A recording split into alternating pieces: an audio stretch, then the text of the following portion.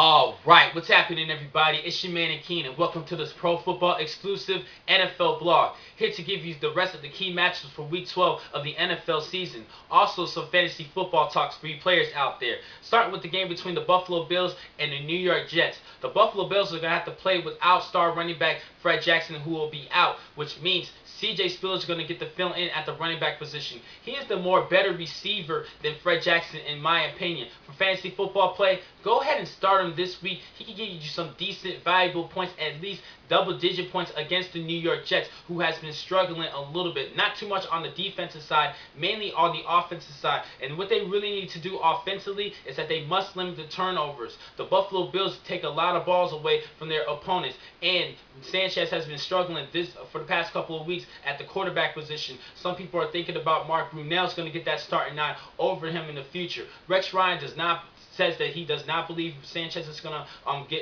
ride the pine, but the word is out there, and he might be a little bit worried of losing his starting position, so he needs to stop turnovering the ball and limit those turnovers. Also, the New York Jets, they need to run the ball effectively in order for Sanchez to set up for the pass and have Buffalo Bills respect the run in this matchup. Now, for the past couple of games against the Bills, the New York Jets has averaged over 250 yards rushing, and I think they're going to have a good game running the ball at that. So Sean Green and LaDainian Tomlinson could be valuable for you fantasy football points out there. Overall, I think the Jets are going to beat the Bills because of the loss of Fred Jackson, and the Bills are starting to fall apart and show that they are the team that we seen last season. So I think I'm going to have to go with the Jets in this matchup. Next, an AFC North game between the Cincinnati Bengals at home against the Cleveland Browns. After suffering back-to-back losses to rivals Baltimore Ravens and Pittsburgh Steelers, Cincinnati desperately needs to win over the Browns in the same division. Now, they're having A.J. Green, their star receiver, back for this game, so Andy Dalton's definitely going to look towards his direction. For fantasy football play, definitely start Cedric Benson. I said this before, he runs all over the Cleveland Browns. Plus, the Browns struggle against the run. Also, for the Browns running back, Chris Ogbonnaya, go ahead and start him against this tough Cincinnati defense. He's mainly has been their top offensive weapon for the past couple of weeks. So I think he's going to get the bulk of the carries and many touches against the Cincinnati Bengals. I think he could get you at least 10 points in this game. But overall, I'm going to have to go with the Cincinnati defense prevailing over the Cleveland Browns, who has been struggling offensively, even with Chris Ogbonnaya. They're in the top half of the league in total offense. So I think they're going to have a hard time against the Cincinnati defense. I believe they're going to step up and keep Andy Dalton in the game. Andy Dalton's going to do a good enough job, especially with A.J. Green, and the maturity of Dalton has improved a lot during this season. So I think the Bengals are going to beat the Browns in this matchup. Next game to look at, the Denver Broncos are going to go to San Diego to face the Chargers.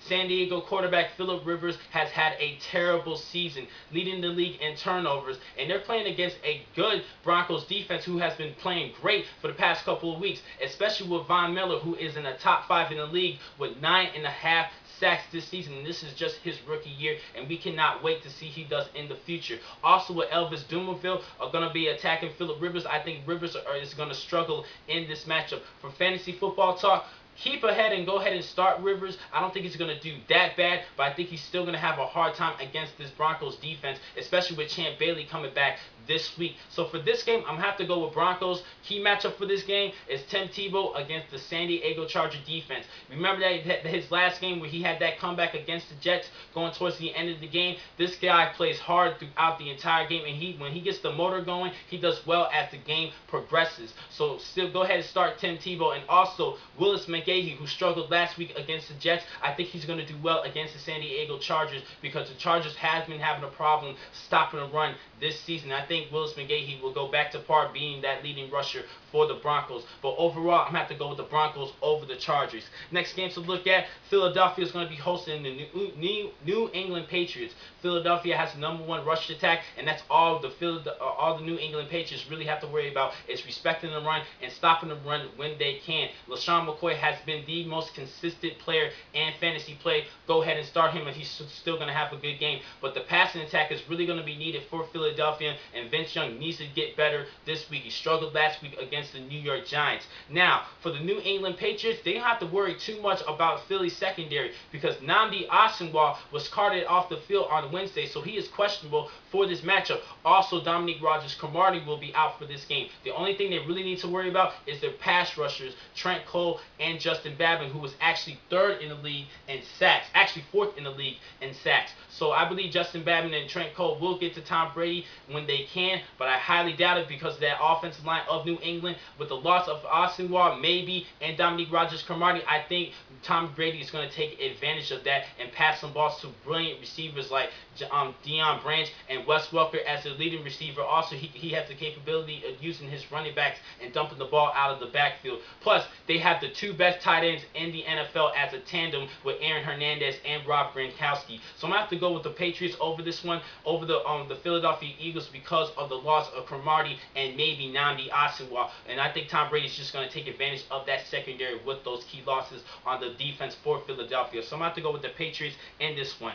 Now, the Monday night game between New York Giants and the New Orleans Saints. Giants had lost last week against the Philadelphia Eagles, and they're looking to bounce back, but they're facing against the #1 pass team in the NFL with Drew Brees leading the way. He has a great arm. Some people are looking at him as an MVP candidate. I do not think he's going to outdo Aaron Rodgers, but he can still have a great game against a good Giants defense. And the key for the Giants defense is that their defensive line has to penetrate the line of scrimmage, cause problems, and get into the quarterback of Drew Brees. They still have a lot of good weapons in there. Justin Tuck, Jason Pierre-Paul's having a great season. He's actually third in the league in sacks with 10.5. Also, Umenyiora, they have a great defensive line, and they have to get to Drew Brees in order for them to cause problems. Drew Brees, like Tom Brady, has a lot of weapons to pass to.